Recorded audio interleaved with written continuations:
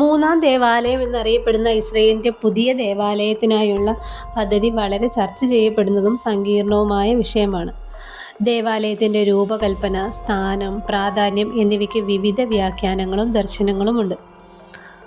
വാസ്തുവിദ്യാ പദ്ധതികൾ സാർവത്രികമായി അംഗീകരിക്കപ്പെട്ട ഒരൊറ്റ പ്ലാൻ ഇല്ലെങ്കിലും ചില സംഘടനകളും വാസ്തുശില്പികളും മൂന്നാം ദേവാലയത്തിന് ഡിസൈനുകൾ നിർദ്ദേശിച്ചിട്ടുണ്ട്.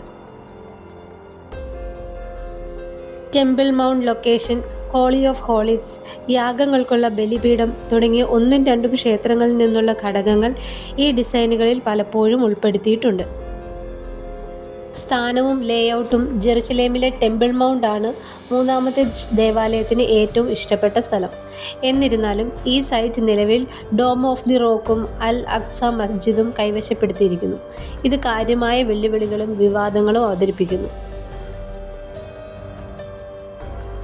മതപരമായ പ്രാധാന്യം, ഖുർബാനും ദേവാലയവുമായി ബന്ധപ്പെട്ട മറ്റ് ആചാരങ്ങളും പുനരാരംഭിക്കുന്നതോടെ മൂന്നാം ദേവാലയം യഹൂദന്മാരുടെ ഒരു വിശുദ്ധ ആരാധനാലയമാകുമെന്ന് പ്രതീക്ഷിക്കുന്നു.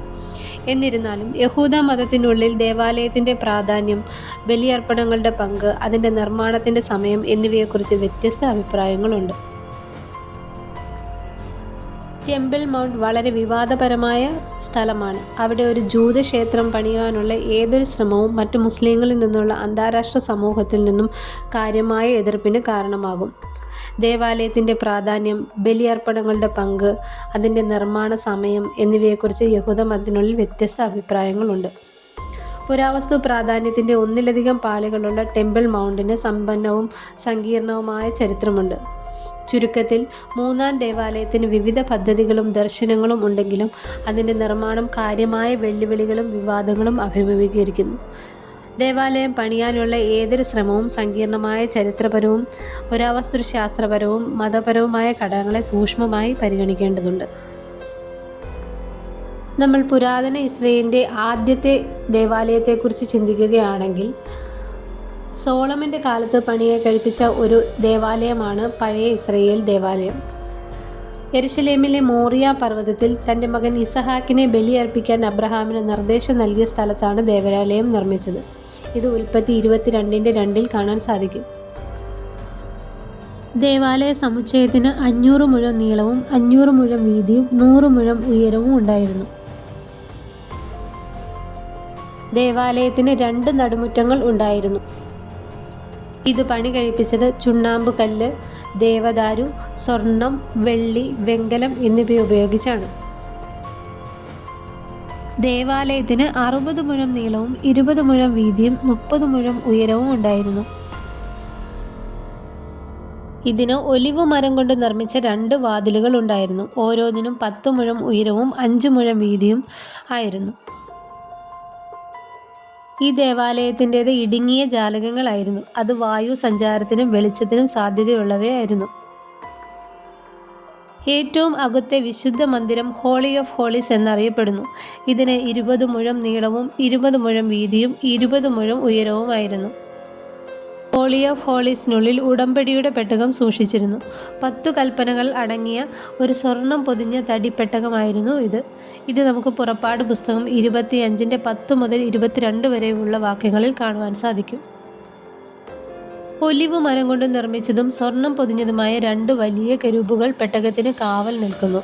1 രാജാക്കന്മാരുടെ പുസ്തകം 6-ാം അധ്യായം 23 മുതൽ 28 വരെയുള്ള വാക്യങ്ങളിൽ പറയുന്നത് പോലെ. 20 മുഴം നീളവും 20 മുഴം വീതിയും 10 മുഴം ഉയരവുമുള്ള ഒരു വലിയ വെങ്കല യാഗപീഠം അകത്തെ പ്രാകാരത്തിൽ നിന്ന്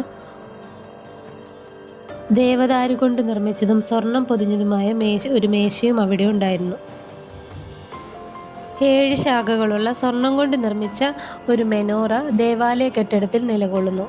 1 രാജാക്കന്മാർ 7:49. ഈ ദേവാലയം പണിയാൻ ഏകദേശം 7 വർഷം എടുത്തു. സോളമൻ രാജാവിൻ്റെ 11ാം ഭരണവർഷത്തിൽ ഇത് പൂർത്തിയായി.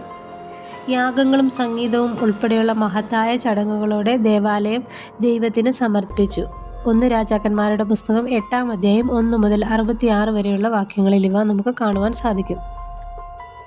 ഇവയൊക്കെയാണ് സോളമൻ രാജാവിൻ്റെ കാലത്ത് പണി കഴിപ്പിച്ച 1ാം ദേവാലയത്തിൻ്റെ പ്രത്യേകതകൾ. ഇസ്രയേലിലെ 2ാമത്തെ ദേവാലയം ഹെരോദാവിൻ്റെ ദേവാലയം അല്ലെങ്കിൽ രണ്ടാമത്തെ ബെയ്റ്റ് ഹമിക്ദാഷ് എന്ന് അറിയപ്പെടുന്നു. ഹെരോദാവ് രാജാവിൻ്റെ കാലഘട്ടത്തിൽ പൂർത്തീകരിച്ചതാണ് ഈ ദേവാലയം. അതിനാലാണ് ഈ ദേവാലയം ഹെരോദാവിൻ്റെ ദേവാലയം എന്നറിയപ്പെടുന്നത്. ഇത് BC 515 മുതൽ 70 CE വരെയുള്ള കാലഘട്ടത്തിൽ നിർമ്മിക്കപ്പെട്ട വിശുദ്ധ ആരാധനാലയമായിരുന്നു. ഇതിൻ്റെ നിർമ്മാണം, വാസ്തുവിദ്യ, ചരിത്രം എന്നിവ നമുക്ക് വിശദമായി പരിശോധിക്കാം. ബാബിലോണിയൻ പ്രവാസത്തിൽ നിന്ന് മടങ്ങിയെത്തിയ യഹൂദയുടെ ഗവർണറായ സെരുബാബേലിൻ്റെയും മഹാപുരോഹിതനായ യോശുവയുടെയും നേതൃത്വത്തിൽ യഹൂദ ജനതയാണ് രണ്ടാമത്തെ ദേവാലയം നിർമ്മിച്ചത്. എസ്രായുടെ പുസ്തകം 1 മുതൽ 6 വരെയുള്ള അധ്യായങ്ങളിൽ ഇത് കാണുവാൻ സാധിക്കും. ദേവാലയത്തിൻ്റെ അടിത്തറ പാകി നിർമ്മാണം ആരംഭിച്ചു. എന്നാൽ ശമരിയാക്കാരുടെയും മറ്റ് അയൽക്കൂട്ടങ്ങളുടെയും എതിർപ്പിനെ തുടർന്ന് പണി നിർത്തിവെച്ചു. പേർഷ്യൻ രാജാവായ ഡാരിയസ് ഒന്നാമൻ്റെ ഭരണകാലത്ത് ദേവാലയം ഒടുവിൽ പൂർത്തിയായി. റോമൻ നിയമിച്ച യഹൂദ രാജാവായ മഹാനായ ഹെരോദാവ് രാജാവ് ദേവാലയം നവീകരിക്കുകയും വിപുലീകരിക്കുകയും പുതിയ ഘടനകളും കോട്ടകളും ചേർക്കുകയും ചെയ്തു. ജെറുസലേമിൻ്റെ തെക്ക് കിഴക്കൻ ഭാഗത്തുള്ള ടെമ്പിൾ മൗണ്ടിലാണ് ഈ ദേവാലയം നിർമ്മിച്ചിരിക്കുന്നത്. ദേവാലയ കെട്ടിടം തന്നെ ആദ്യത്തെ ദേവാലയത്തേക്കാൾ ചെറുതായിരുന്നു. ഏകദേശം 60 മുഴം നീളവും 20 മുഴം വീതിയും 30 മുഴം ഉയരവുമായിരുന്നു ഇതിന്. ഹോളി ഓഫ് ഹോളീസ് എന്നറിയപ്പെടുന്ന ആന്തരിക സങ്കേതം ഇരുവശത്തും 20 മുഴം വലിപ്പമുള്ള ചെറിയ ക്യൂബ് ആകൃതിയിലുള്ള മുറിയായിരുന്നു. ഹോമയാഗപീഠം, ധൂപപീഠം, കാണിക്കയപ്പത്തിൻ്റെ മേശ എന്നിവ ഉൾപ്പെടെ നിരവധി ബലിപീഠങ്ങൾ ദേവാലയത്തിൽ ഉണ്ടായിരുന്നു. ദേവാലയത്തിൻ്റെ അകത്തെ പ്രാകാരവും പുറത്തെ പ്രാകാരവും സ്ത്രീകളുടെ അങ്കണവും ഉൾപ്പെടെ നിരവധി മുറ്റങ്ങൾ ഉണ്ടായിരുന്നു. ടൈറ്റസിൻ്റെ നേതൃത്വത്തിൽ റോമൻ സൈന്യം യെരുശലേമിനെ ഉപരോധിക്കുകയും ദേവാലയ മതിൽ തകർക്കുകയും ചെയ്തു. ഇത് റോമൻ CE 70 കാലഘട്ടത്തിൽ ആണ് സംഭവിച്ചത്. ദേവാലയത്തിന് തീവച്ചു. റോമൻ പട്ടാളക്കാർ ദേവാലയ സമുച്ചയത്തിൻ്റെ ഭൂരിഭാഗം കൊള്ളയടിക്കുകയും നശിപ്പിക്കുകയും ചെയ്തു. രണ്ടാം ദേവാലയത്തിൻ്റെ നാശം രണ്ടാം ദേവാലയ കാലഘട്ടത്തിൻ്റെ അവസാനവും യഹൂദ പ്രവാസികളുടെ തുടക്കവും അടയാളപ്പെടുത്തി. യേശുവിൻ്റെ കാലഘട്ടത്തിൽ ഉണ്ടായിരുന്നത് ഈ ദേവാലയമായിരുന്നു. രണ്ടാം ദേവാലയം 600 വർഷത്തോളം യഹൂദ ആരാധനയിലും സംസ്കാരത്തിലും ഒരു പ്രധാന പങ്ക് വഹിച്ചു. CE 70 റോമാക്കാർ നശിപ്പിക്കുന്നതുവരെ. ഇവയൊക്കെയാണ് ഒന്നാം ദേവാലയത്തിൻ്റെയും രണ്ടാം ദേവാലയത്തിൻ്റെയും പ്രത്യേകതകൾ. മൂന്നാം ദേവാലയം പണിതുയരുമ്പോൾ ഇവയിൽ നിന്ന് എന്തൊക്കെ സ്വീകരിക്കുമെന്നും എന്തൊക്കെ തള്ളിക്കളയുമെന്നും നമ്മൾ കാത്തിരുന്ന് കാണേണ്ടത് തന്നെ. യഹൂദ ജനത ഒന്നാകെ പ്രത്യാശയോടെ കാത്തിരിക്കുന്നത് ഈ മൂന്നാം ദേവാലയത്തിൻ്റെ പണികൾക്ക് വേണ്ടിയാണ്. എത്രയും വേഗം അതിൻ്റെ പണികൾ ആരംഭിക്കണമെന്ന് അവർ വളരെയേറെ പ്രത്യാശയോടെ കാത്തിരിക്കുന്നു.